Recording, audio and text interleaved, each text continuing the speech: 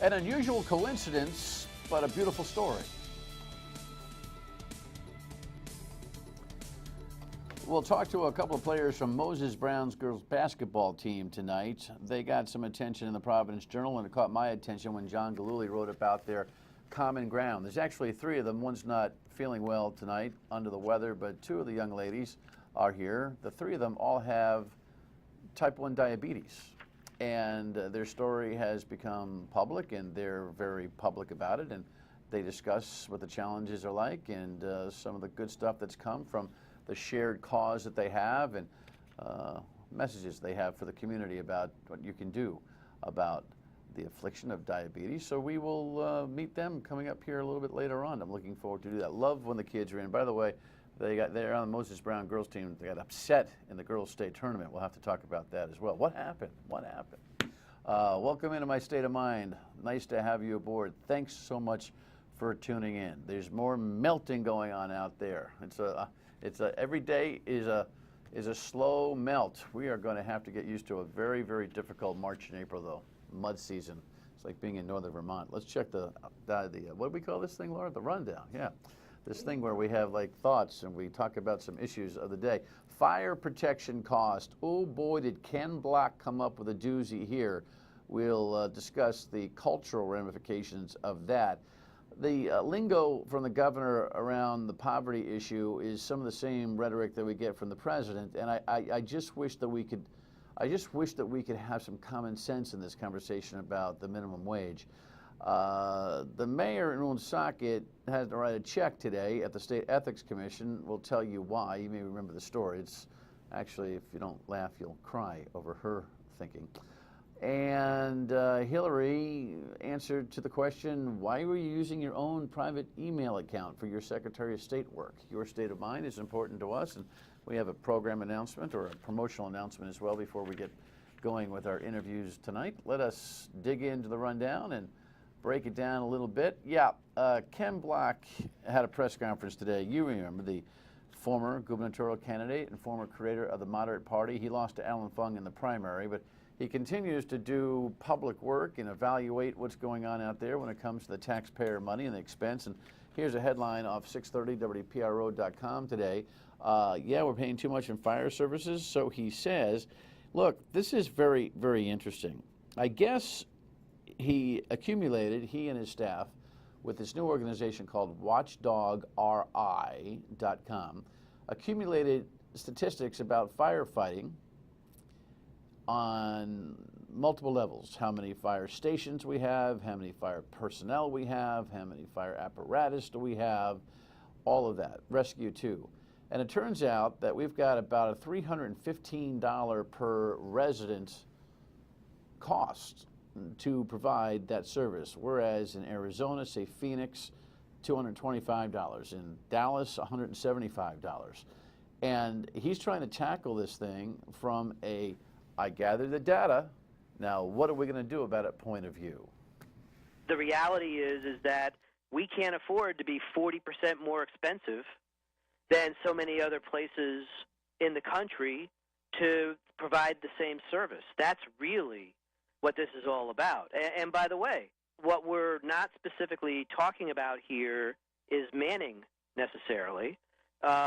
You need to start with just identifying what it is that you need in terms of where do those stations need to be and how much gear do you need, and then that begins to drive what the manning needs to be. Yeah, Ken was talking about the idea that back in the old days, I mean the old days, the fire stations went up for different purposes. Now that we've got the new days still using a lot of the old days fire stations, they're kind of, on top of each other, and the concentration is just unhealthy and unnecessary. And of course, we've got tiers of problems when it comes to fire here in Rhode Island, right? We've got municipal fire departments. We've got these fire districts, 6 of them alone in the little town of Lincoln. At least they're trying to merge the right way in the town of Cumberland. They screwed it up in Coventry. Burrillville, I think, has 5. So we got to figure out what we're doing with them, like make them extinct pretty quickly. And then there's the volunteer fire departments out there. What's really interesting to me is that you got a guy like Ken Block who takes all the data, does all the public record search, all of that. Why isn't that being done on the state level? Why isn't that a budget and management function? Why aren't our state officials coming up with this data to say, by the way, this is how we've got to puree our expenses? Let's not kid ourselves. Changing the fire culture in this state will not only be like pulling teeth, it'll be a five-alarmer. The emotions will be running high. Some really juicy deals will have to be broken up. And then, of course, there's the unfunded pension liability, which is near $1 billion with a B dollars for firefighters alone. Good for Ken for putting the numbers together. Not for stirring the pot, but for putting the numbers together. Will anyone take up the ball? Governor? Speaker? Madam President? Anybody? Next item. Well, our governor is a little bit too busy with the cliches and the rhetoric. The full-time poverty conversation constantly comes up. Here's the headline in the Providence Journal today from yesterday's event that we did touch on, but I wanted you to hear this chronic philosophy that keeps coming out when it comes to raising the minimum wage. And it just, I don't know about you, it's just wearing me down. Nobody who works full-time should have to live in poverty. Raising the minimum wage is going to boost our economy by putting more money in the pockets of families who are then going to spend that money in the economy. You know, even at the current $9 an hour, if you work full-time at $9 an hour and you're single, you're not, statistically at least, in poverty. Start having babies and you jump into poverty pretty quickly. And while I know life circumstances are not always orthodox and some folks lose jobs and have to take minimum wage jobs in order to just keep their heads above water, and I have complete empathy for that particular situation and situations like them, we never hear from government officials, from the president now on down to the cliche-driven governor on this matter, that it might be smart to make some money, raise your game past minimum wage at $9 or $10 an hour before you start making babies. Forgive me. Oh my gosh, lions and tigers and bears, oh my, it's just such a controversial thought. At $10.10 an hour, that ain't gonna help either. At $12 an hour, that ain't gonna help either. Keep doing the math before you do, well, you know what I mean. The mayor's been fined. Speaking of the math, this is too much. This is too much. Remember this? Yeah. She got whacked at the Ethics Commission, but some would say just a slap on the wrist. Remember when Hummel grabbed Lisa Baldelli Hunt and asked her about all these kids from the baseball team that were hired for the summer job last year? Did you advertise those positions? How did the word get out? How did they know about No, it was not advertised in the newspaper, if that's what you mean, no. Right. And so, we had heard this, your son and a lot of his baseball team was involved. A good portion of them were baseball players, yes. What about the perception of that the mayor's son got a job that maybe a lot of other kids maybe didn't know about and could have gotten and would want to work, that he wound up getting that job? I did think of that when he indicated that he would like to do it too, but I felt as though, why discourage someone, especially a youth, from wanting to work, and when nobody else was left out of the equation. Yeah, but how many people knew about it? The amount of people that knew about it were the people who I just happened to be speaking with one day at a function. The function was a ball game, and she said to the kids on the ball team, "You guys want some summer jobs?" They said, "Sure, Mayor," including her son. No public listing of the jobs, no open process, no good government, no nothing, just I'm the boss now and I can dole out summer jobs. Well, she was fined at the Ethics Commission today $750. It doesn't seem enough to me to kind of shake that I am the power boss out of her.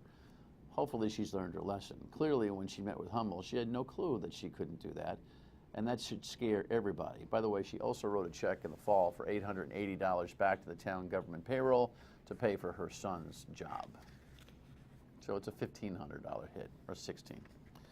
Not enough. Anyway, Hillary's emails. Late before our broadcast today, Hillary Clinton, after speaking at the UN, answered the questions about all these emails. The headlines have been coming crazy here nationally for Hillary Clinton. And basically what she said, and we'll have more tomorrow, she said, in retrospect, maybe I should not have just used my one phone and my one Gmail account to be sending emails of the importance level of Secretary of State type communication. But she said, because I sent them to secure people, those emails got caught and they were secure. Well, maybe I shouldn't have done it. But stop asking me questions. I'm Hillary Clinton. Be an incident campaign. Reportedly, she's ready to spring into action here sooner than later when it comes to at least a quasi announcement for 2016 run. Your state of mind is important to us. Email us. Read. There's the email. State of mind at MyRID. I'm having one of those days. State of mind at myridetv.com is the email address. See, I got Hillary. Maybe she'll send me an email. Tweet, Facebook post. Send us a voicemail. You know how to get in touch. I don't know. Lynn was just going on here. She's not having any fun out there on the roads. How many potholes have you hit lately? I hit at least 4 very wide and deep ones today on Mineral Springs Road. That must be Mineral Spring Avenue. You know what? Even without potholes, Lynn, Mineral Springs Road or Mineral Spring Avenue is really Misery Spring Avenue. Traffic and now potholes. She doesn't think it's going to be remedied anytime soon. No, I don't think so either. It's going to be a very tough March and April, no doubt. Laura's got the pothole bureau, isn't that like we don't know what the potholes are. Boom, boom. It's treacherous out there, man, and it's going to get worse, not better, so be patient. Hey, come on down and have a beer tomorrow. Politics and a Pint. This is a WPR radio promotion. Doherty's Ale House in Warwick, tomorrow from 6 to 8, and we'll all get together, and we've got a good group coming, so come on down, and who knows, you could start your own little crazy scene down there. I'll get your state of mind at Doherty's. When we come back, we'll meet some special kids. Stay with us.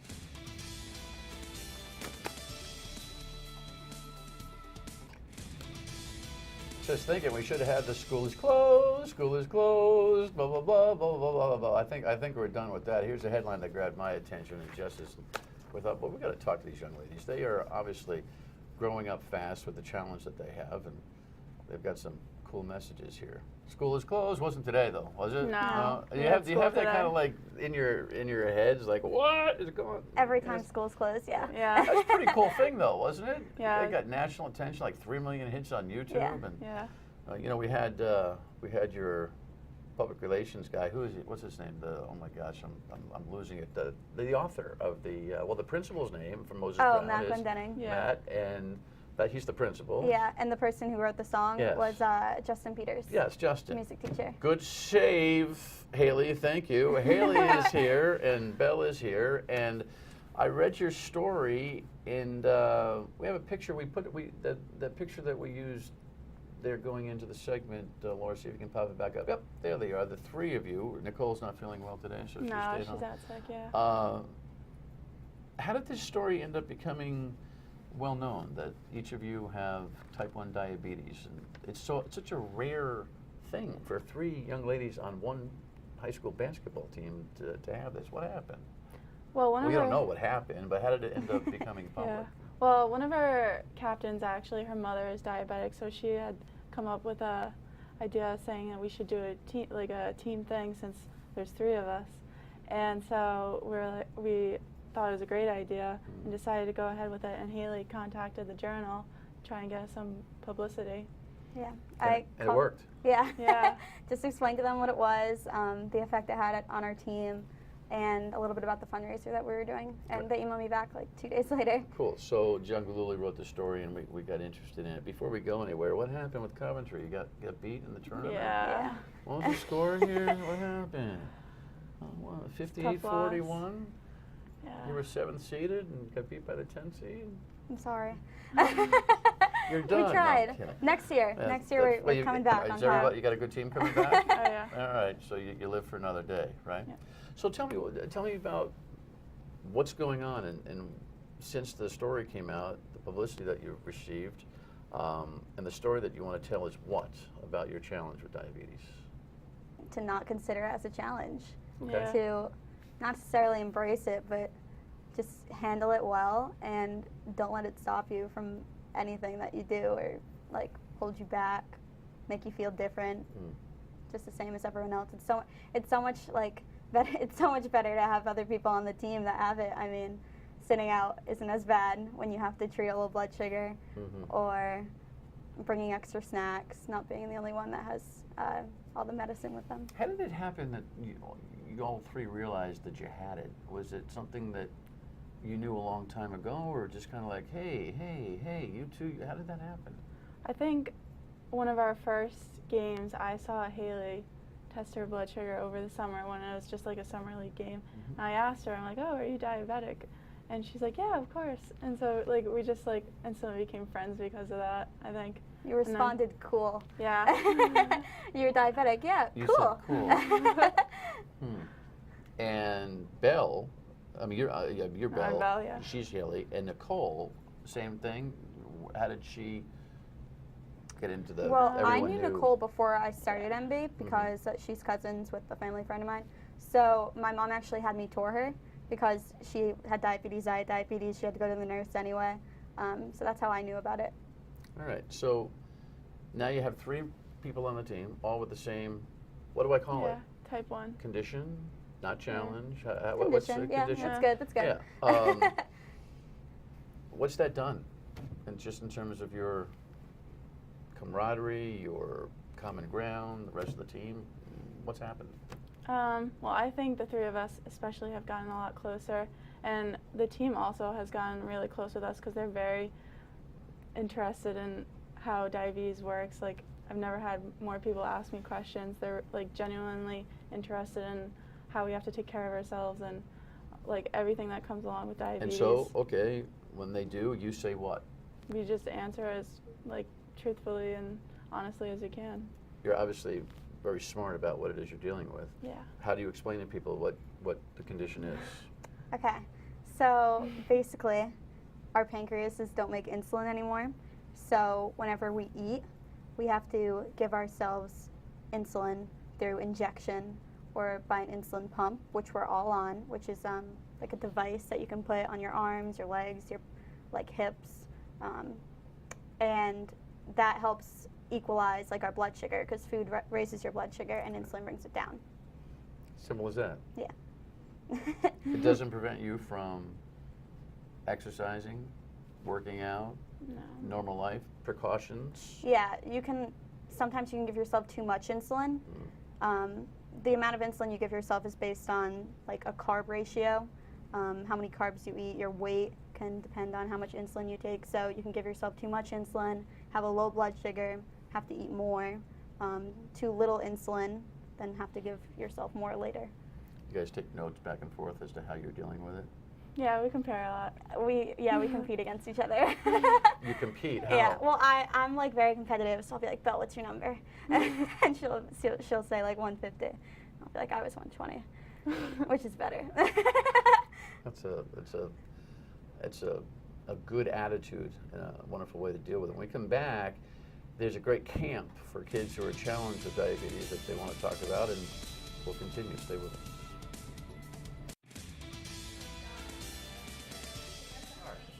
Now, who are you speaking to there?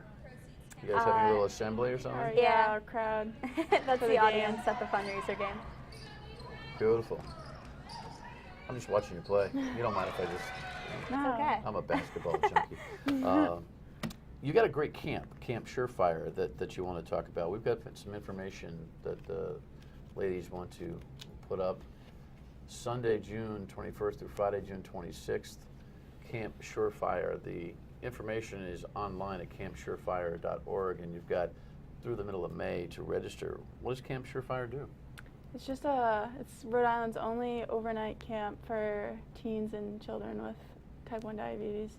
Okay. Just for 1 week, we're all together. It's been in one around for place. 16 years, I understand. Yeah, it's really come a long way. So how long have you been going? I've been going for 7 years. How long have you been going? I've never been. You've never been? Yeah. Are you coming? Are you going? Unfortunately, no. You're not going to make it? You're late or something like that? I was already going to a camp for a lot of years when I got diagnosed. So I went back there. Was the only diabetic there. But I don't know, if I didn't go to that camp, I would have wished I had the experience Well, there. I would imagine just the more common ground that you can draw with people that are experiencing the same situation, the better for everybody, right? Do you run a little bit of a risk just kind of identifying yourself as somebody that has diabetes as you focus on the camp and the publicity and the like? Is there part of you that just wants to kind of discharge it and not talk about it at all and just not be asked about it? Or tell me about that. No, I love Camp Surefire so much. You do? Yeah, it's one of the best places I've ever been. Because? Just because of the way it makes you feel, the people there, the environment, like everything is just, like for diabetics, like sometimes it can be a little, well, like I guess it goes for anyone with a disease. You can kind of feel like you're, like, I don't know, not as normal as some other people. So going to camp really helps you. It definitely builds your confidence so much more. Confidence for today, for tomorrow, for the future? For being a confidence in the person you are and confidence in handling diabetes. What's the future look like for you? Just in terms of having to deal with this, you don't see things any differently than any other kid does, right? No. You're going to go to college? Oh yeah. Where are you going? Down south. You are? I think just about everybody is saying down south right now with about 12 feet of snow all around us. Yeah. You want to get out of this joint, huh? Yes, All right. definitely. What about you? Yeah, I'm not sure yet, but not in Rhode Island. Not in Rhode Island? No. I want to see the country more. The whole world? Yeah, everything. Diabetes isn't going to stop me. What's the message to kids who are dealing with this? Just like you can do whatever anybody else can do. Like diabetes, I think a lot of people think is a disease that can hold you back, but it's really not. It's a lifestyle. Like that's the best way I can think of to describe it. I don't know. What do you think? Like same exact thing. We just kind of added it to our daily routine. Can't picture like doing anything else now. Waking up in the morning, checking my blood sugar, eating breakfast. Basically routine. You have to pay a lot more attention to yourself and your body than most kids have to. Yeah. In the long run, maybe that's a benefit. Yeah, I definitely think my maturity and independence came a lot faster because of it, and like having that responsibility. You I too? agree with that. Yeah.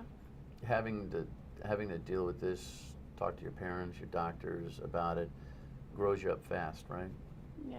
There's a lot of things that teenagers are doing right now that you're probably thinking you're past that already. Yeah. Yeah, definitely. Yeah. And you're more aware of what's out there and what you should and shouldn't be doing. Yeah. Yeah. Well, what's cool about being with each other on the team? Just being able to talk about diabetes freely with her. Yeah. She always makes a shot when I pass it to her. So you're the point guard, right? Like shooting guard too. You're a two guard? And what are you? Yeah, shooting guard. You're both shooting? You're taller though. She'll go on the baseline, so I'll be on She the can drive wing. the She's baseline. a little More bounce 3 pass. points. All right. Well, Yeah. we expect to see you advance further next year in the tournament. We all right? will. Enough of this diabetes stuff. Let's get down to basketball and get this thing done. Camp Surefire, again, put that information up again, Laura, if we can, real quick. Make sure everyone has that. And by the way, if you missed the show or parts of the show now, of course, you see it at 11:30, and of course, it's on foxprovidence.com where you can find out all about this. CampSurefire.org in June, deadline May 15th. Thanks for coming by. Thank you. Congratulations on all your good work, publicity, and good health. Thank you. Pleasure to meet you. Thanks. You too. One more thing when we come back, Steve. Some nice young people there. You know, you grow up fast when you've got a challenge in health, but I think they'll be just fine. Ale House tomorrow, you want to stop by? Doherty's Ale House in Warwick. We're going to mix it up a little bit, 6 to 8, so hope to see you then. We'll see you on the radio at noon tomorrow. Tomorrow night on MyRI TV on Dan Your State of Mind, a project out of URI that I think you'll enjoy. Good night.